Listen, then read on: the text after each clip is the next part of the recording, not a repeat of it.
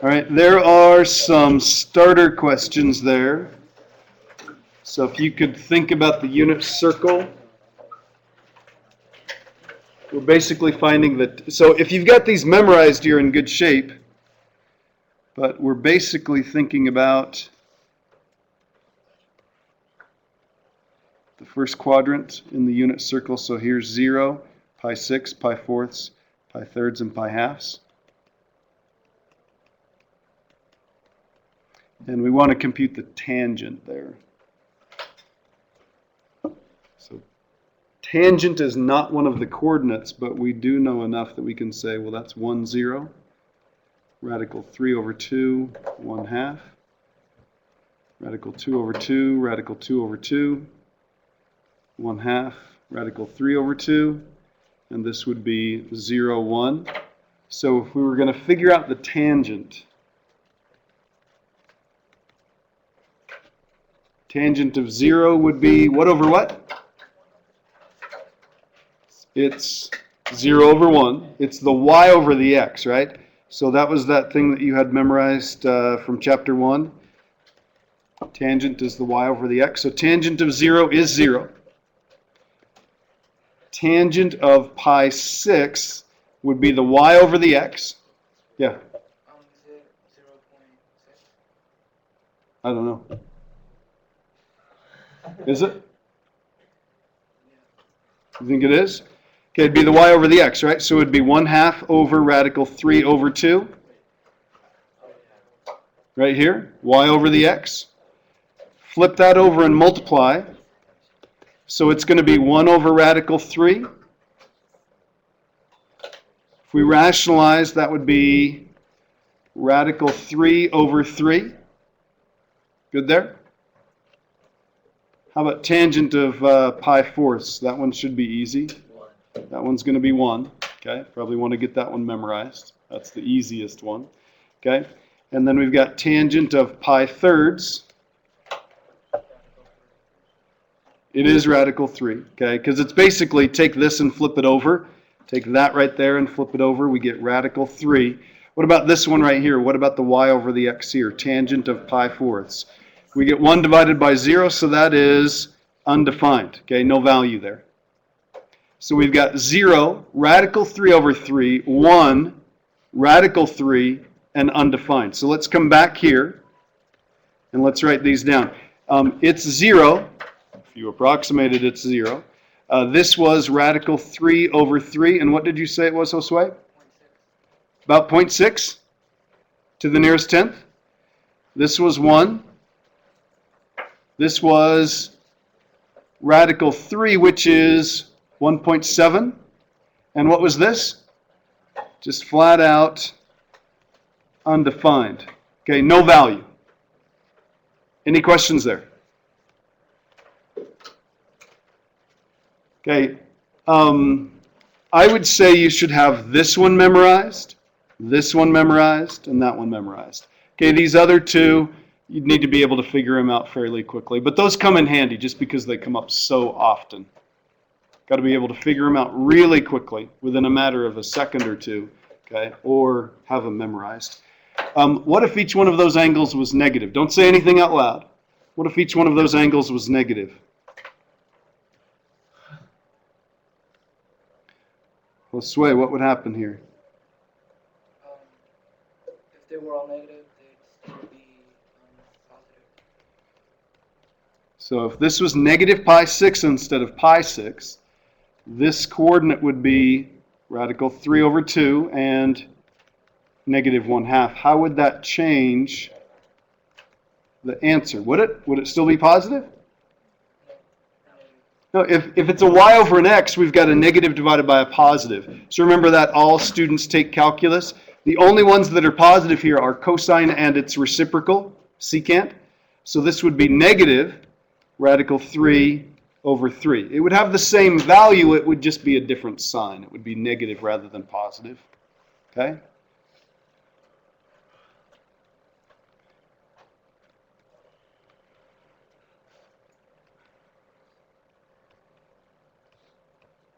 Negative ratios rather than positive. Any questions there? Sure? Okay, then let's graph these. We just plugged in 0 radians to tangent and got 0. If you plug in pi 6, you get 0.6, roughly. If you plug in pi fourths, you get 1. If you plug in pi thirds, you get 1.7. And if you plug in pi halves, you get no value. Okay. Just really quickly here. What would the tangent be of this point on the unit circle? It'd be a big Y over a really small x. What happens when you take a relatively big number and divide it by something that's really small? The overall quantity is bigger, right? Okay. If I take 5 and divide it by 1/10, I get 50. Okay? So let's graph these points. 0, 0 is right here. Let's make this, let's make this pi halves.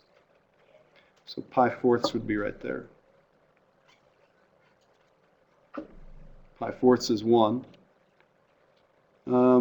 Pi 6, 30 degrees, about right here, would be 0.6.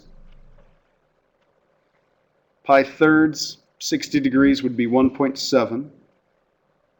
And we don't have a value right here. But we did say the closer you get to pi halves, the bigger the tangent value, right? So it gets bigger and bigger and bigger. So it looks something like this. We have no value right here, so I'm just going to put a big line here to remind me of that. And we said the only thing that would differ if these angles were negative is the ratios would be exactly the same, except for they'd be negative. So at negative pi fourths, what's the tangent? -1. So we have something that looks like this. Any questions there? That is one cycle of the tangent graph. Tangent works a little bit different because it's the y over the x. It cycles through the shape a little bit faster. It actually looks like this.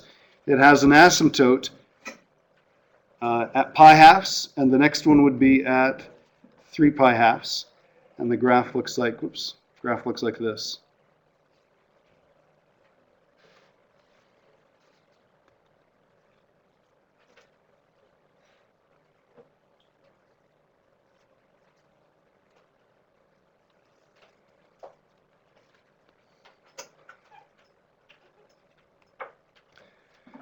Instead of 5 key points, we've got 2 asymptotes and 3 key points. This would be 0, 0.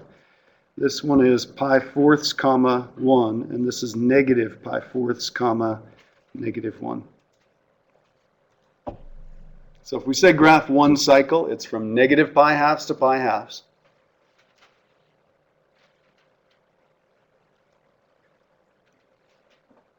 Start down here. Go up like this. Kind of looks like a cubed graph, but there's no way it can be a cubed graph because it has these asymptotes. It doesn't continue going over and up. Okay, it has a vertical asymptote right here. Okay. Any questions? Okay, there's one branch. There's one cycle. So the domain is from negative infinity to infinity. We can get a tangent value for anything except for pi halves, and then what's the period here? How often does it repeat? Pi. So if I give it one vertical asymptote, one place to start, the next one is going to be k pi from that. It's going to be pi units from that, either to the right or to the left. Remember, k is any integer. What about the range? All reals, okay? Anything you want, you can get out. Any ratio you want, okay? And the asymptotes would just be this formula right here. Tell it where to start. Our first one is at pi halves, and then we repeat every k pi. So again, if you're trying to say what those asymptotes are, the best way to do that is give it a starting point and then just say how often they repeat. Okay? Any questions? Okay. Let's do cotangent then. That's the one that's right below it, right? Okay. Let me ask you this first, though. What's the border between big numbers and small numbers? 0? What's the border between numbers that are big and numbers that are small? Let me ask this. In terms of the reciprocal, where does it make a difference when you flip a number over, whether it's big or small? Brian? Pretty much, if the small number all of a sudden becomes a big giant number. Okay. What number, when you flip it over, doesn't change at all? 1. That's the border. Okay. So when we're talking about reciprocals, because we're going to graph the reciprocal of tangent right now, the border between big numbers and small numbers would be 1. So let's take these numbers right here. These are really small positive numbers. We talked about this the other day. What's the reciprocal of a small positive number?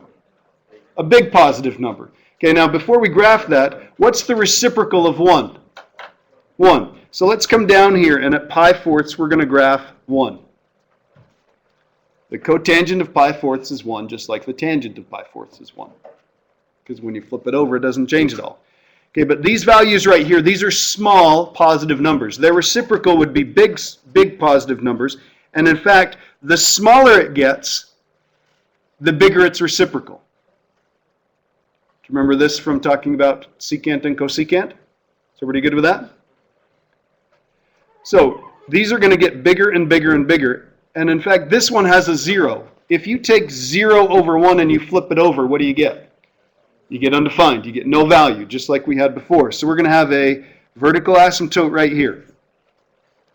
Okay, let's deal with these guys right here. These are big positive numbers. What's the reciprocal of a big positive number? A small positive number. So these are going to get smaller and smaller and smaller. Now let's take this guy right here. Why was this an asymptote? Because it was undefined. Because when we did the computation, it was, whoops, other way around, it was, there we go, 1 over 0, right? Isn't that why it was there? Pi halves, it was undefined. If we looked at that graph, it was 1 over 0. The y over the x was 1 over 0. Well, what happens if you flip that over? You get a 0. So wherever this has a vertical asymptote, this has a 0. Wherever this has a 0, what does the cotangent have? A vertical asymptote. So this has a 0 right here. What would it correspond to on its reciprocal? An asymptote. So let's follow this one straight down here. In fact, there's a 0 right here, so there's going to be an asymptote there. There's a 0 right here. Am I going too fast? Or are we doing okay? There's a 0 right here, so there's an asymptote right here. 0 right here, so there's an asymptote right there. So we've got all the asymptotes.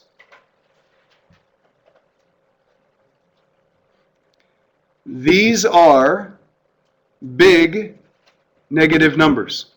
What's the reciprocal of a big negative number? Small negative numbers. What's the reciprocal of -1? Flip -1 over, you still have -1. Okay? And these are small negative numbers. What's the reciprocal of a small negative number?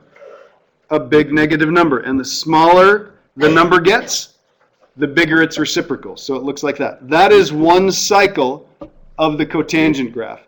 In fact, it does that same thing over and over and over again. So this one right here is pi halves, or excuse me, pi fourths, comma 1. This is pi halves, comma 0. And this is, what would this point be?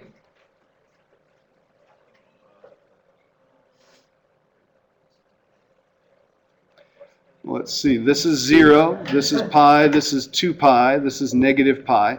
So this is going to be 3 pi fourths, comma, -1.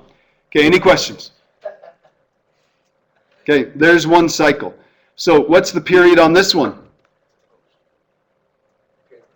Period's pi. Same as it was for tangent. They're just reciprocals, so they should be related. And then the domain. The domain is all reals, negative infinity to infinity, except for wherever we have an asymptote. Well, where's the first place we have an asymptote? At 0, and then how often does it repeat? So the easiest way to write that would be 0 plus k pi, or just write k pi. Range is all reals. Okay, we cover every y value out of this. And then the asymptotes, same thing as what we've got here, just x equals k pi. Any questions there? Sure? Okay, those are the last two trig functions we have to graph.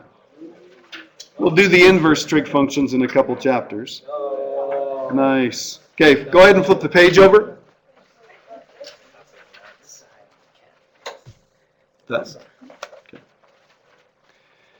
Okay, it says graph 1 period. Graph on period. Somebody's smoking something. Okay, so y equals 3 tangent x. What does the 3 do to the graph? Okay, not really an amplitude here. Remember, we don't have an amplitude with secant and cosecant. We don't have an amplitude with tangent and cotangent, okay? Amplitude would be the difference, half the difference between the top and the bottom, okay? So this is just a vertical stretch. This makes the graph 3 times taller than it used to be. Nothing else happens. So let's come back up here and let's take a quick look at this. We're dealing with tangent. Here's the parent graph. We haven't horizontally changed anything. We haven't slid it up, down, right, left. All we've done is made each one of the points 3 times taller than it used to be. That's it. Okay? So we still have asymptotes in the same place. So this is going to be pi halves and negative pi halves. This is going to be pi fourths. It's normally pi fourths comma 1, pi fourths comma 3. If you stretch to 0, it still ends up being 0, and this is going to be negative pi fourths comma negative 3. So the graph looks something like this. Way vertically stretched out. In fact, you can hardly see that. That doesn't look very good. Even if it doesn't look very good, how could we convince somebody we know what we're doing? Points. Pi fourths comma 3, 0, 0, negative pi fourths comma negative 3. And then, of course, label the asymptotes, and that would be really convincing. Make everybody feel good. Any questions? Okay, listen up, please. This is how you can find those 3 key points. Locate the asymptotes. Okay, know what the period is. The period on this is pi. Okay, the middle is right in the middle. Okay, that key point right in the middle, smack dab in the middle of the two of those. So if this is at negative pi and this is at pi, in the middle of that would be 0. These are a fourth of the way. So remember we talked about beginning, middle, end, and quarters? Beginning, middle, end, these are the quarters.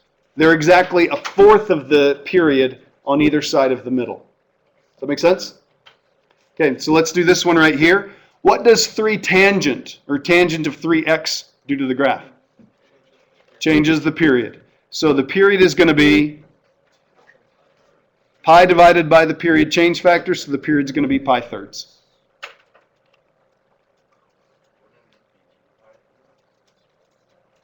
No, what's the period for tangent? Okay, so remember, the period is the old period, the one that we know from the parent graph, divided by the period change factor. In this case, it's 3. So on this one, all the other ones have periods of 2 pi. Tangent and cotangent have periods of pi. They repeat every 180 degrees. Is that all right? So it's just pi thirds. Okay, so I'm going to do this.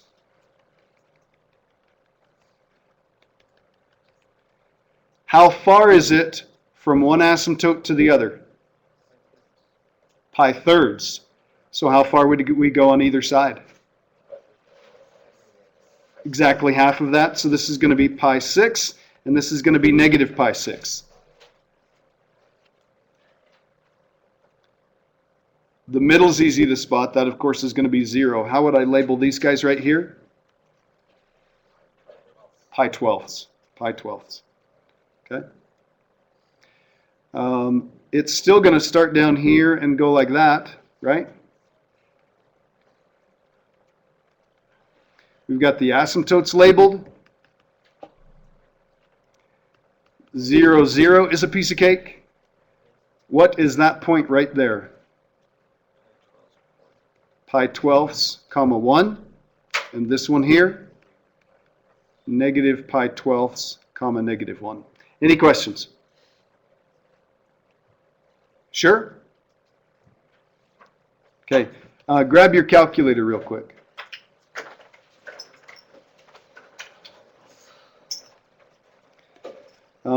Make sure you're in radian mode. And then we're going to put in tangent 3x, close the parentheses. I'm going to set up this window right here. I only need to go from negative pi 6 to pi 6. Negative pi divided by 6. Pi divided by 6. I'm going to put tick marks every... Somebody want to make a suggestion? Pi twelfths. Very good. Pi twelfths. This is up to 1. In fact, we could just use this. Let's maybe go from negative 4 to positive 4.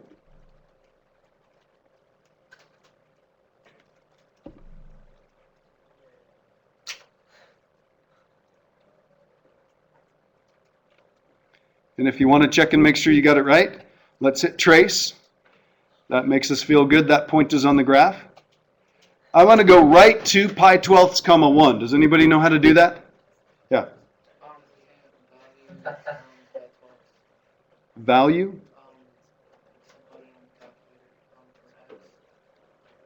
Okay, you can do that. If we've already hit trace, we can just type it in. Okay? So let's hit pi divided by 12. That's going to use the x, and then just hit enter. There we go. Got it right. Any questions? Sure?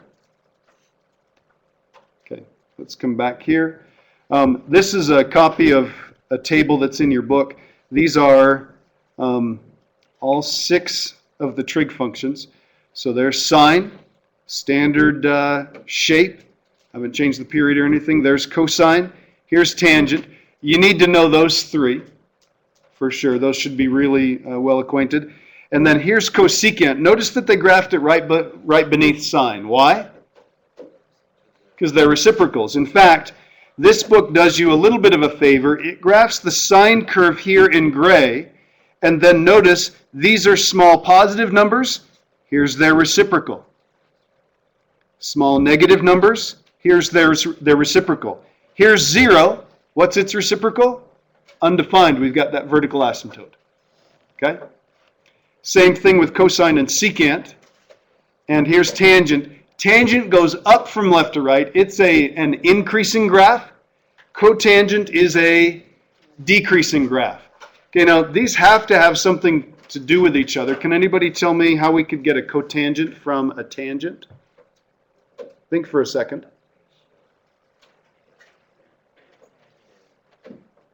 Who thinks they know how to produce a cotangent graph from a tangent graph or vice versa?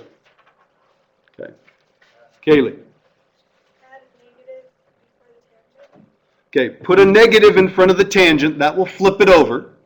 Okay, if we just flip it over, it would look like this, or sort of like that. Okay? How do we get it to move over? Right?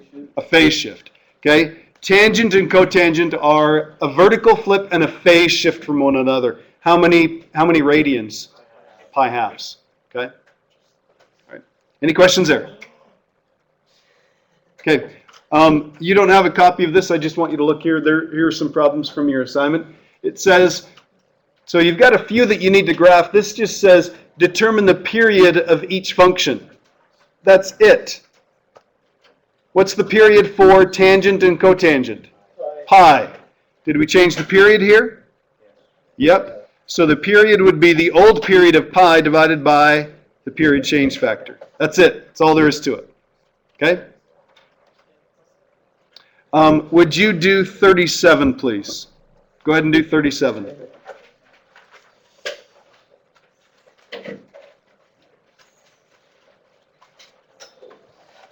Is it on your assignment? I think it is.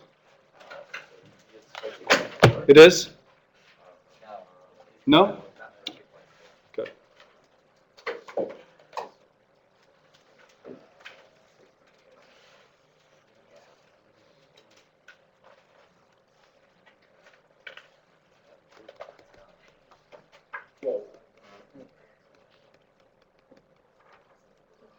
Did I get it right?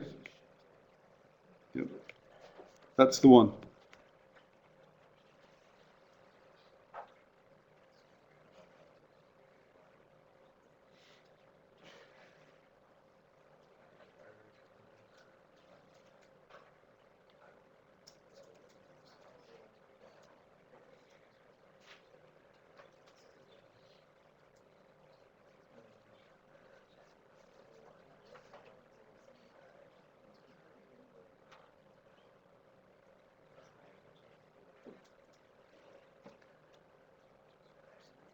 Nicole, what do you have to do first to this?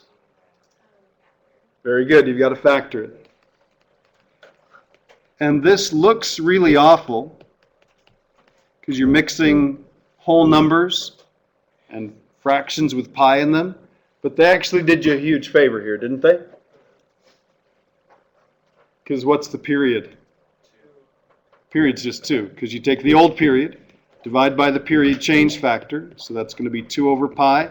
Cancel those off. Period's 2. Did we slide it left, right, up, down, or anything like that? Okay. We're going to slide it to the right one. Okay, let's make the correct shape first. If the period is 2, how far do I go on either side of the center to make the asymptotes? Okay, I go 1 over here and 1 over here. And then it just goes like this, right? But if I take that whole thing and I slide it over, how far? 1 unit to the right. If this is -1, we've got a vertical asymptote right here. If this is 1, we've got a vertical asymptote right here. So if this is the beginning and this is the end, it's got to hit the middle right here and then go like that. And could we label the asymptotes and could we label those 3 points? This point is 1, 0. 3 halves, very good. Okay, like that improper fraction there. This one would be 1/2, -1, right? And this vertical asymptote would be x equals 0 and x equals 2. Okay, grab your calculator.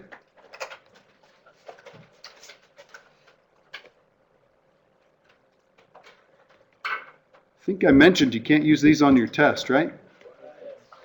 Oops. Pi divided by 2 times x minus pi divided by 2.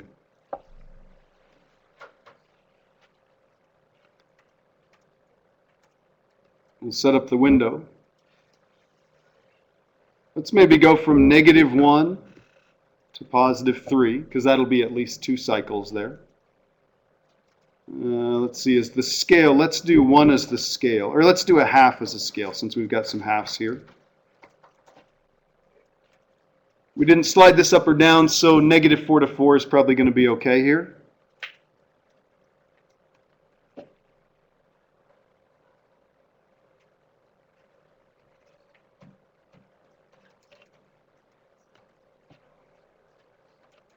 There we go right there. 3 halves. Okay, good enough? Okay, what do we get when we type in 0? Even the calculator knows there's no value there. Okay? All right.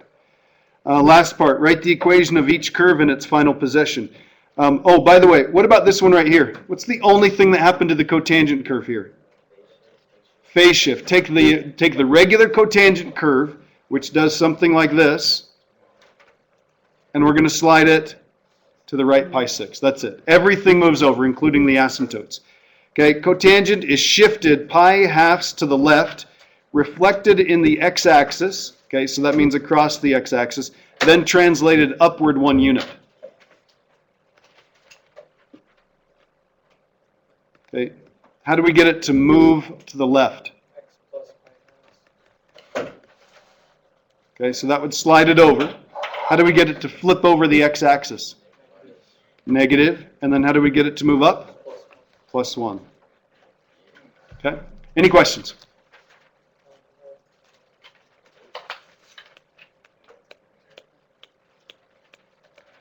Haven't you already gotten out 10 minutes early in this chapter already? This is a college class. Nice. Nice. You can leave as long as you are willing to say, hey, I'm going to get a great score on the next 2 quizzes, because you're going to have one tomorrow on sines and cosines. The stuff on Friday will be anything from the chapter, okay? If you're interested in taking calculus, you may want to take a look at 2.5, but it's not required, okay? All right, have a great day.